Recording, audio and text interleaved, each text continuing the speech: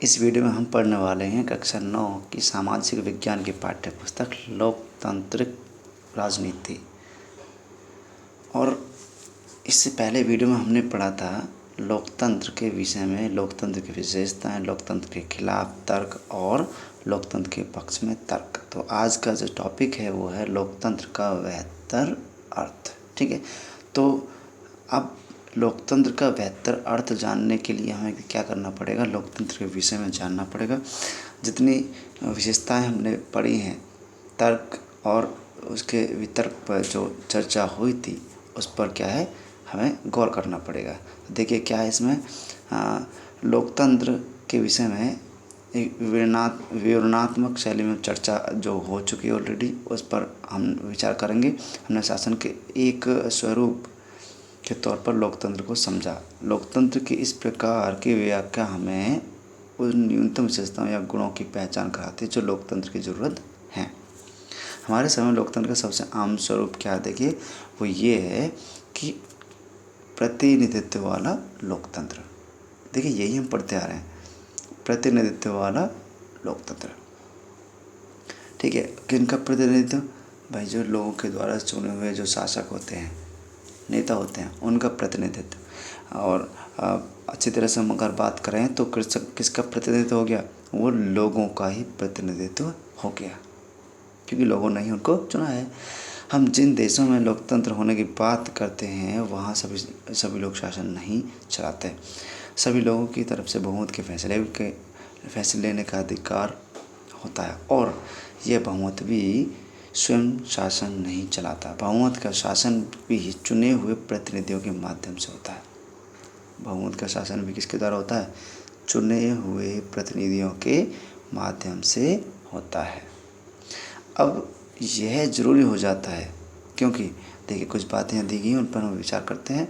वो ये, आधुनिक लोकतांत्रिक शासन व्यवस्था में इतने अधिक लोग होते हैं कि हर बात के लिए सबको साथ बैठाकर सामूहिक फैसला कर पाना संभव नहीं हो सकता। देखिए किस प्रकार से बात कर रहे हैं भाई, संसद, हम अपने देश की बात कर रहे हैं तो संसद में हम देखिए जब बात करेंगे तो क्या है आपका, लोकसभा और राज्यसभा। ठीक है, इन दोनों की हम बात करेंगे, और फिर तीसरे कौन हो गए? राष्ट्रपति। इन तीनों से मिलकर संसद हमारी बनती है। तो सभी को साथ बैठाकर फैसला ले पाना संभव नहीं होता एक साथ बैठाकर, लेकिन फैसला लेने के लिए क्या होता है, किसी भी बात पर क्या है, कोई विधेयक पहले पारित किया जाता है, फिर उसको क्या है लोकसभा में भेज दिया जाता है, फिर राज्यसभा में भेज दिया जाता है, उसके लास्ट में क्या है राष्ट्रपति को भेज दिया जाता है, तब वो क्या है कम्प्लीटली क्या है पूर्ण हो जाता है।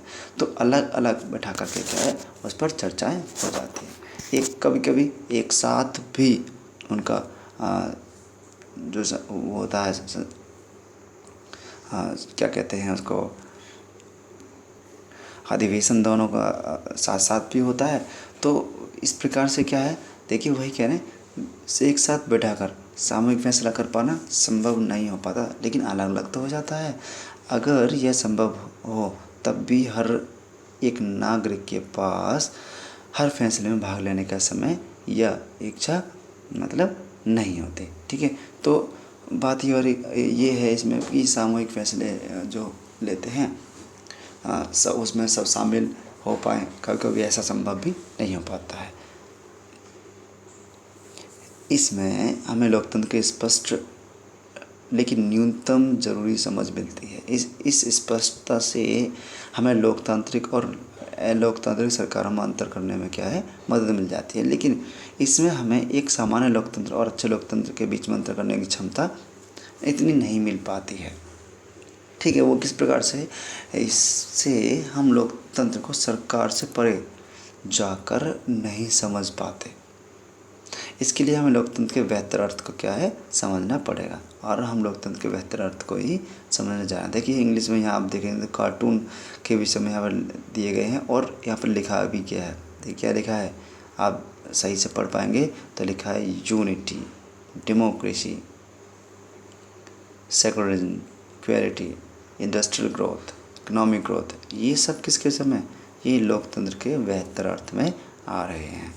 ठीक है, तो देखिए आगे हम चलते हैं क्या क्या दे रखा है। और बेहतर अर्थ में कई बार हम लोकतंत्र का प्रयोग सरकार से अलग संगठनों के लिए करते हैं। ज़रा इन कथनों पर भी क्या है विचार कर लेते हैं। सरकार से अलग संगठनों पर भी देखिए, मतलब हम बात ये कर रहे हैं कि लोगों की वहाँ भागीदारी होनी चाहिए। देखिए जैसे एक परिवार की बात करते हैं, ठीक है, तो परिवार में कोई फैसले लिए जाते हैं तो क्या सबसे आपस में विचार विमर्श किया जाता है किसी भी फैसले पर। ठीक है, तो देखिए यहाँ पर ये भी कहते हैं कुछ विचार विमर्श कर करके कि मुझे वे शिक्षक नापसंद है जो कक्षा में छात्रों को बोलने और सवाल पूछने की इजाज़त नहीं देते। मैं तो ऐसा शिक्षक पसंद करूँगी जो लोकतांत्रिक मानसिकता का, ये आपस में विचार चल रहा है। तो कैसी बात कर रहे हैं, लोकतांत्रिक मानसिकता का शिक्षक होना चाहिए उसमें, वो उनकी बातें कर रहे हैं। क्यों? क्योंकि वो सबके लिए क्या है, वो क्लास में कक्षा में क्या है क्वेश्चन पूछने की इजाज़त दे सकते हैं। एक नेता और उसके परिवार के लोग इस पार्टी के सारे फैसले करते हैं, क्या वो लोकतंत्र की बात करेंगे? ठीक, तो ये इनमें क्या है थोड़ा सा उन्होंने डिस्कशन किया है कि अलग अलग संगठन किस प्रकार से क्या लोकतंत्र की बातें करेंगे। अब लोकतंत्र शब्द का इस तरह का प्रयोग फैसले लेने के बुनियादी तरीकों को उजागर करता है। किसकी बात कर रहे हैं? फैसले लेने के जो तरीके होते हैं उनको उजागर करता है। लोकतांत्रिक फैसले का मतलब होता है उस फैसले से प्रभावित होने वाले सभी लोगों के विचार विमर्श के बाद उनकी स्वीकृति से फैसला लेना, यानी जो बहुत शक्तिशाली हो उसकी भी बात रखी जाए और जो शक्तिशाली ना हो उसकी भी बात रखी जाए। ये बात यहाँ पर आ रही। तो ये लोकतंत्र की मुख्य विशेषता है कि जब भी फैसले लिए जाएंगे आप उसकी भी बात सुनिए जो बहुत कम शक्तिशाली है, और जो बहुत अधिक शक्तिशाली है उसकी भी बात रखिए। जैसे एक परिवार में ये बातें रखी जाती है उस प्रकार से। और किसी अन्य संगठन पर भी ये बात क्या लागू हो जाती है। इस प्रकार लोकतंत्र का ऐसा सिद्धांत है जिसका प्रयोग जीवन के किसी क्षेत्र में हो सकता है। कई बार हम लोकतंत्र शब्द का प्रयोग किसी मौजूदा सरकार के लिए नहीं कर कुछ आदर्श के लिए करते हैं। इन्हें पाने का प्रयास सभी लोकतांत्रिक सरकार शासनों को जरूरी करना चाहिए। देखिए ये बातें हैं जिन्हें क्या है लोकतांत्रिक शासनों में ज़रूर अपनाना चाहिए। कैसा? इस देश में वास्तविक लोकतंत्र तभी आएगा जब किसी को भूखे पेट सोने की ज़रूरत नहीं पड़ेगी। मुख्य इम्पोर्टेंट बात ये दी गई है। कैसे? कि कोई इंसान अगर सड़क पर भूखा सो रहा है तो क्या वो लोकतंत्र का सही नागरिक के रूप में रहेगा?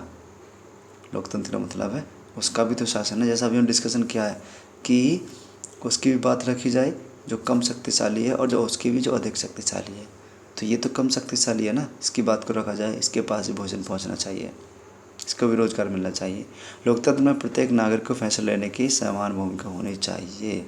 वही हमने बात अभी पीछे की थी। इसके लिए वोट के समान अधिकार भर की ज़रूरत ही नहीं होती, बाकी और भी बहुत कुछ होता है। देखिए वोट के लिए सब बराबर है, छोटा भी, गरीब और अमीर। छोटा मतलब 18 साल से ऊपर, अमीर और गरीब कोई अंतर नहीं है, वोट एक साथ सब दे रहे हैं, समान है। लेकिन आगे जाकर के अंतर हो जाते हैं, तो लोकतंत्र में ये नहीं होना चाहिए। हर नागरिक को इसके लिए सूचना की समान उपलब्धता होनी चाहिए, बुनियादी शिक्षा मिलनी चाहिए, बुनियादी संसाधन और पक्की निष्ठा होनी चाहिए। ये सब होनी चाहिए। शिक्षा मिलनी चाहिए उसको क्या सूचना की उपलब्धता मिलनी चाहिए, उसके पास संसाधन होने चाहिए। अगर सभी लोकतांत्रिक शासन करने वाले देश इस पर विचार करेंगे तो वो असलियत में लोकतांत्रिक होगा। अगर हम इन आदर्श पैमानों के आधार पर आज की शासन व्यवस्थाओं को परखें तो लगेगा कि लोकतंत्र दुनिया में कहीं भी नहीं है, क्योंकि ये सारी चीज़ जिन पर हम बातें कर रहे थे ये कहीं ना कहीं पीछे छूट रही हैं। फिर भी आदर्श के रूप में लोकतंत्र की हमारी समझदारी हमें बार बार याद दिलाता है कि हम लोकतंत्र को इतना महत्व क्यों देते हैं। इससे हमें मौजूदा लोकतांत्रिक व्यवस्थाओं को परखने और कमजोरियों की पहचान करने में मदद मिल जाती है। जहाँ पर ये बुनियादी चीज़ें मिल रही है वो असलियत में सही लोकतंत्र के रास्ते पर है। ठीक है, इस समय न्यूनतम या काम चला लोकतंत्र और अच्छे लोकतंत्र के बीच में अंतर समझने में मदद मिल जाती है। अब समझ में आ गया अच्छा लोकतंत्र क्या है, जहाँ पर बुनियादी जो उनकी सुविधाएं दी जा रही हैं। इस किताब में हमने लोकतंत्र की व्यापक अवधारणा पर ज़्यादा बातें नहीं की हैं। हमने सिर्फ शासन के एक तरीके के रूप में लोकतंत्र के कुछ बुनियादी संस्थागत स्वरूपों की चर्चा की है। अगले साल आप लोकतांत्रिक समाज और अपने लोकतंत्र के मूल्यांकन तरीकों के बारे में ज़्यादा बात कर पाएंगे। देखिए, जब 10th क्लास में पढ़ेंगे तो वहाँ आपको दूसरी किताब जो आएगी लोकतंत्र राजनीतिक भाग 2, उसमें और काफ़ी बेहतर अर्थ आपको मिलेगा। इस समय हमें सिर्फ इतना याद कर लेना ज़रूरी है कि लोकतंत्र जीवन के अनेक पहलुओं की प्रासंगिक और लोकतंत्र कई रूप में ग्रहण कर सकता है। यानी कई रूपों से लोकतंत्र क्या है, जीवन में महत्वपूर्ण हो जाता है। समानता के आधार पर चर्चा और विचार विमर्श के बुनियादी सिद्धांत को माना जाए तो लोकतंत्र सही ढंग का फैसला भी कई तरह का हो सकता है। कई तरह के फैसले हो सकते हैं लोकतंत्र में। अब जैसे आज की दुनिया में लोकतांत्रिक शासन व्यवस्था का सबसे आम रूप है लोगों द्वारा चुने हुए प्रतिनिधियों के माध्यम से शासन चलाना। इस बात हम बात कर रहे थे, यही तो रूप है जिसकी हम बात कर रहे थे। यही परिभाषा में चल रहा था जब से। लेकिन जब समुदाय छोटा हो तब लोकतांत्रिक फैसले लेने के दूसरे तरीके भी अपनाए जा सकते हैं। फिर तो सभी लोग साथ बैठकर सीधे फैसले कर सकते हैं। ये कहाँ पर लागू हो जाता है भाई, जब समुदाय छोटा हो। देखिए, एक गांव की बात करिए, गांव की ग्राम सभा जो होती है वो इस तरह काम करती है, सबको बैठा लेते हैं, वहाँ पंचायत करते हैं और फैसले हो जाते हैं वहीं पर कई तरह के। क्या आप लोकतांत्रिक फैसले के लिए कुछ और तरीका की कल्पना कर सकते हैं? तो आपके दिमाग में, आपके जहन में और अगर ऐसे तरीके हैं तो आप वो भी डिस्कशन कर सकते हैं आपस में। इसका यह भी मतलब हुआ कि किसी भी देश में आदर्श लोकतंत्र नहीं है। मैं हम ये क्यों कह रहे हैं किसी भी देश में आदर्श लोकतंत्र नहीं है? क्यों? क्योंकि अगर वहाँ बुनियादी वस्तुएं और बुनियादी शिक्षा, बुनियादी संसाधन लोगों के पास नहीं है तो समझो आदर्श लोकतंत्र नहीं है। लोकतंत्र की जिन व्यवस्थाओं की चर्चा हमने इस अध्याय में की, वे लोकतंत्र की न्यूनतम शर्तें हैं, पर इनसे ये आदर्श लोकतंत्र नहीं बन जाता। एक आदर्श लोकतंत्र में निर्णय लेने की प्रक्रिया लोकतांत्रिक होनी चाहिए। क्या कहा? निर्णय लेने की प्रक्रिया लोकतांत्रिक होनी चाहिए। हाँ, लोकतंत्र को इस आदर्श को पाने का प्रयास भी करना चाहिए। यह स्थिति एक बार में और एक साथ सभी के लिए हासिल नहीं की जा सकती। इसके लिए लोकतंत्र फैसले की लेने की प्रक्रिया को बचाए रखने और मजबूत करते जाने की ज़रूरत होती है। नागरिक के तौर पर हम जो भी काम करते हैं वह भी देश के लोकतंत्र में अच्छा या बुरा उसको बनाने में मदद करता है। तो देखिए, भूमिका किसकी आ जाती है? नागरिक की भूमिका भी आ जाती है यहाँ पर। अगर अच्छा कार्य करेंगे तो लोकतंत्र अच्छा बनेगा, खराब करेंगे तो लोकतंत्र खराब बनेगा। यही लोकतंत्र की ताकत और कमजोरी भी होती है। बात किस पर आ गई? नागरिक पर। देश का भविष्य शासकों के कामकाज से भी ज़्यादा नागरिकों के कामकाज पर निर्भर करता है। सही बात है। लेकिन नागरिक अच्छा कार्य करेंगे, देश के हित में काम करेंगे तो लोकतंत्र बहुत अच्छा होगा।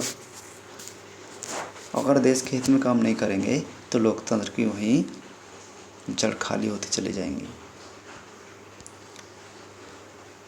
यही चीज़ लोकतंत्र को अन्य शासन व्यवस्थाओं से अलग करती है। अब समझ में आया लोकतंत्र अन्य शासन व्यवस्थाओं से अलग क्यों है? राजशाही, तानाशाही या एक दल जैसी अन्य व्यवस्थाओं में भी सभी नागरिकों को राजनीति में हिस्सेदारी करने की ज़रूरत नहीं होती। दरअसल अधिकांश गैर लोकतांत्रिक सरकारें चाहती ही नहीं कि लोग क्या राजनीति में हिस्सा लें, लेकिन लोकतांत्रिक व्यवस्था सभी नागरिकों सक्रिय भागीदारी पर निर्भर होती है। बात आई समझ? लोकतांत्रिक व्यवस्था जो होती है नागरिकों की सक्रिय भागीदारी पर निर्भर करती है। इसलिए लोकतंत्र के बारे में पढ़ाई हो तो लोकतांत्रिक राजनीति पर ध्यान केंद्रित हो जाना चाहिए। ठीक है, तो इस प्रकार से हमने इस अध्याय में पढ़ा है लोकतंत्र के विषय में। अध्याय यहाँ पर आपका खत्म हो गया है। पूरी तरह से आप लोग प्रश्न उत्तर देख सकते हैं। ठीक, इस वीडियो में इतना ही। Thank you.